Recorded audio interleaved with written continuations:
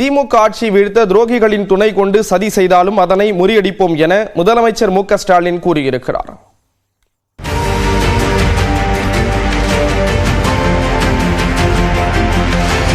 இரண்டு நாள் பயணமாக திருநெல்வேலி சென்ற முதலமைச்சர் மு க ஸ்டாலின் பல்வேறு அரசு நிகழ்ச்சிகளில் கலந்து கொண்டார். அதன் ஒரு பகுதியாக தாமிரபரணி நம்பியாறு கருமேனியாறு இணைப்பு திட்டத்தை முதலமைச்சர் தொடங்கி வைத்தார்.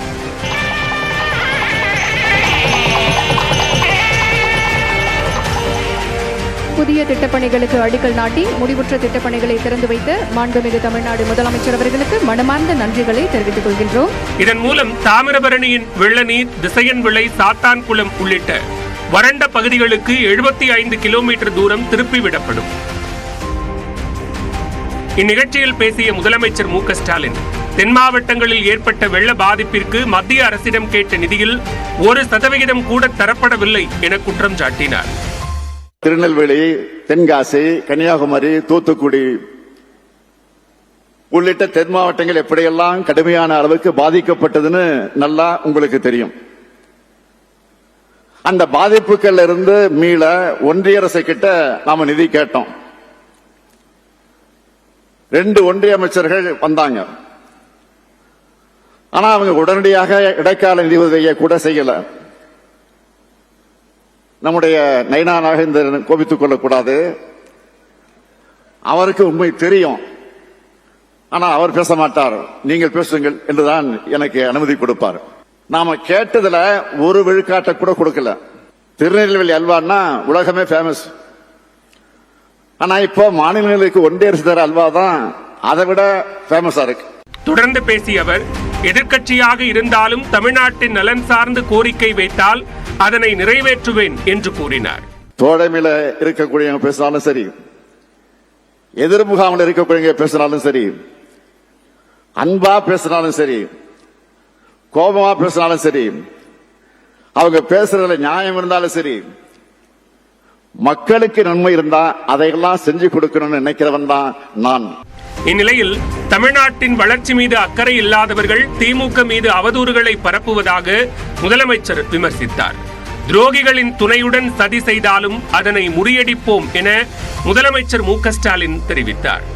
விஷக்கிருமியோட அக்கப்போர் ஊற்றுகள் எல்லாம் காலப்போக்கில் காணாமல் போயிடும்.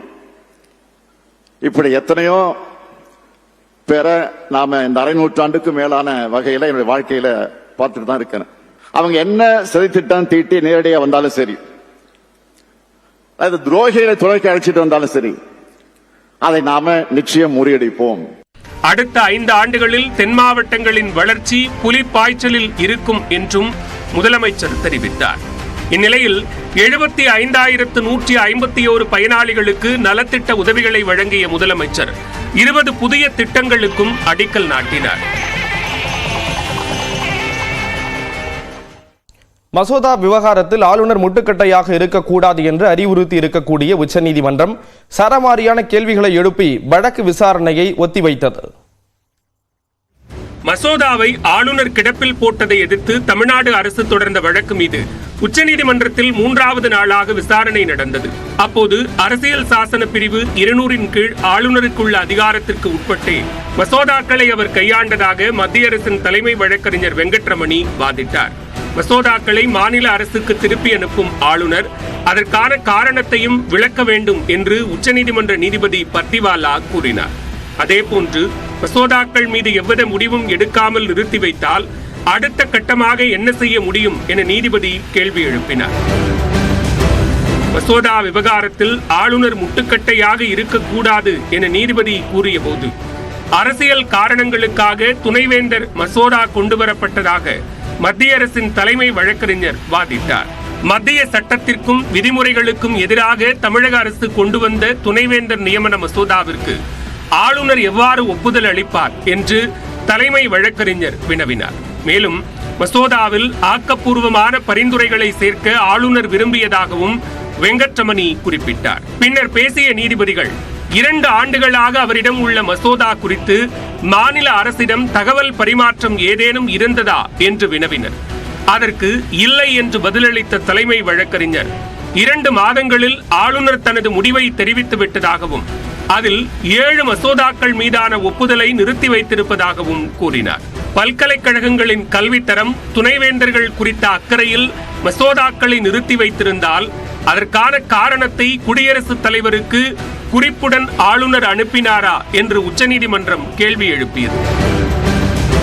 குடியரசுத் தலைவருக்கு ஆளுநர் மசோதாவை அனுப்பும் போது அதற்கான காரணத்தை கூற தேவையில்லை என தலைமை வழக்கறிஞர் வாதிட்டார். இதனை ஏற்க மறுத்த நீதிபதி, நாட்டின் குடியரசுத் தலைவரே காரணத்தை கேட்டு தெரிந்து கொள்வாரா என்று பதில் கேள்வி எழுப்பினார். ஆக அரசியலமைப்பு பிரிவுகளை புறந்தள்ளிவிட்டுத்தான் ஆளுநர் செயல்படுவார் என்பதை தங்கள் வாதத்தின் அடிப்படையில் புரிந்து கொள்ள வேண்டும் அல்லவா எனவும் நீதிபதிகள் கேள்வி எழுப்பினர். இதற்கு தலைமை வழக்கறிஞர் மறுப்பு தெரிவித்த நிலையில் வழக்கு விசாரணை வரும் திங்கட்கிழமைக்கு ஒத்திவைக்கப்பட்டது. திருச்சி மாவட்டம் மணப்பாறையில் உள்ள தனியார் பள்ளியில் 4ஆம் வகுப்பு மாணவிக்கு பாலியல் தொல்லை அளிக்கப்பட்ட விவகாரம் தொடர்பாக கல்வித்துறை அதிகாரிகள் விசாரணை நடத்துகின்றனர். மணப்பாறைப்பட்டி சாலையில் தனியார் சிபிஎஸ்இ பள்ளியில் படிக்கும் 4ஆம் வகுப்பு மாணவிக்கு அறங்காவலரும் தாளாளருமான சுதாவின் கணவர் வசந்தகுமார் பாலியல் தொல்லை கொடுத்ததாக கூறப்படுகிறது. தகவல் அறிந்து பள்ளிக்கு வந்த மாணவியின் பெற்றோரும் உறவினர்களும் வசந்தகுமாரை கடுமையாக தாக்கினர். அங்கிருந்த காரின் கண்ணாடியை உடைத்து கவிழ்த்த மாணவியின் உறவினர்கள் திண்டுக்கல் திருச்சி சாலையில் அமர்ந்து மறியலிலும் ஈடுபட்டனர். பின்னர் அங்கு வந்த காவலர்கள் தாக்குதலுக்கு ஆளான வசந்தகுமாரை மணப்பாறை அரசு மருத்துவமனைக்கு அழைத்து சென்றனர். பள்ளி தாளாளரின் கணவர் வசந்தகுமார், பள்ளியின் தாளாளர் சுதா, நிர்வாகிகளான மாராட்சி, செடியன், பள்ளியின் முதல்வர் ஜெயலட்சுமி ஆகிய 5 பேர் கைது செய்யப்பட்டுள்ளனராக காவல்துறை தெரிவித்துள்ளது.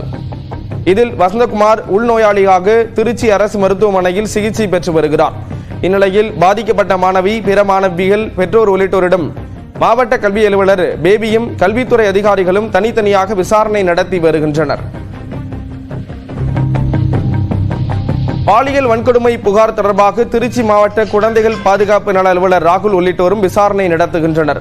சம்பவம் நடைபெற்ற பள்ளிக்கு நேரில் சென்று அங்குள்ள சிசிடிவி கேமரா பதிவுகளை கைப்பற்றி விசாரணை நடத்துகின்றனர். இதனிடையே அதே பள்ளியில் மற்றொரு சிறுமியும் தாளாளரின் கணவர் மீது பாலியல் புகார் அளித்துள்ளார். பாதிக்கப்பட்ட சிறுமியுடன் பயிலும் மற்ற மாணவிகளிடம் மாவட்ட குழந்தை பாதுகாப்பு அலுவலர் ராகுல் விசாரணை நடத்தினார். அப்போது குற்றச்சாட்டுக்கு உள்ளான தாளாளரின் கணவர் வசந்தகுமார் தனக்கும் பாலியல் தொல்லை அளித்ததாக மற்றொரு சிறுமியும் தெரிவித்துள்ளார். இதுகுறித்தும் அதிகாரிகள் விசாரணையை தொடங்கியுள்ளனர். பள்ளி குழந்தைகள் பாதுகாப்பு கொள்கையை அரசு உருவாக்க வேண்டும் என குழந்தைகள் உரிமை செயற்பாட்டாளர் தேவநேயன் வலியுறுத்தி இருக்கிறார். நியூஸ் 18 தமிழ்நாடுக்கு பேட்டியளித்த அவர் பள்ளிகளில் பாலியல் வன்முறை அதிகரித்திருப்பது ஆபத்தானது என எச்சரித்திருக்கிறார். இப்போ குழந்தைகளுக்கு எதிராக நடக்கிற வன்முறைன்னு பார்த்தீங்கன்னா உடல் ரீதியான வன்முறை, மன ரீதியான வன்முறை, பாலியல் ரீதியான வன்முறை, புறக்கணிப்பு ரீதியான வன்முறை, டெக்னாலஜிக்கல் தொழில்நுட்பம் 5 வன்முறை. இந்த வன்முறை எல்லாம் அதிகரிச்சிருக்கு, பள்ளிகளே அதிகரிச்சிருக்கு அப்படின்னு சொல்லி நம்ம பக்கத்து மாநிலம் கேரளாவா இருக்கலாம், பிற மாநிலங்களில் குழந்தை பாதுகாப்பு கொள்கை, child protection policy in schools இன்னைக்கு எதுக்குன்னா பள்ளிக்கூடத்துக்குள்ள கடைநிலையிலிருந்து மேல வரைக்கும் பள்ளிக்கூடத்துல என்ன செய்யலாம், என்ன செய்யக்கூடாது, கல்வியாண்டு துவக்கத்துல எல்லாருக்கும் கடைநிலை ஊழியிலிருந்து எல்லாத்துக்கும் பயிற்சி கொடுக்கணும். இது மாதிரி இருக்கு, போக்சோ சட்டப்படி இருக்கு. நீங்க குழந்தைகளை குற்றப்படுத்திருக்கல. இந்த நம்முடைய கல்வி நிறுவனம் குழந்தை நேயமா இருக்கணும், குழந்தை பாதுகாப்பா இருக்கணும். இந்த சைல்ட் சேஃப் கார்டிங் பாலிசி, குழந்தை பாதுகாப்பு கொள்கை, சைல்ட் ப்ரொடெக்ஷன் பாலிசி என்ன வேணா பேர் வச்சு அதை உருவாக்கி நடைமுறைப்படுத்தும். ஆனா நீ பள்ளிகள் என்பது குழந்தைகளுக்கான மிக முக்கியமான இடம். அது 2வது பெற்றோர். அந்த இடம் குழந்தைக்கு பாதுகாப்பா இருக்கணும். எப்படி வீடு இருக்கோ அது மாதிரியான விஷயங்கள் தான். அப்ப அந்த இடத்துல குழந்தைகளுக்கான நடக்கிற அந்த குறிப்பா பாலியல் வன்முறை அதிகரிச்சுங்கிறது ரொம்ப ஆபத்துக்குரிய விஷயம்.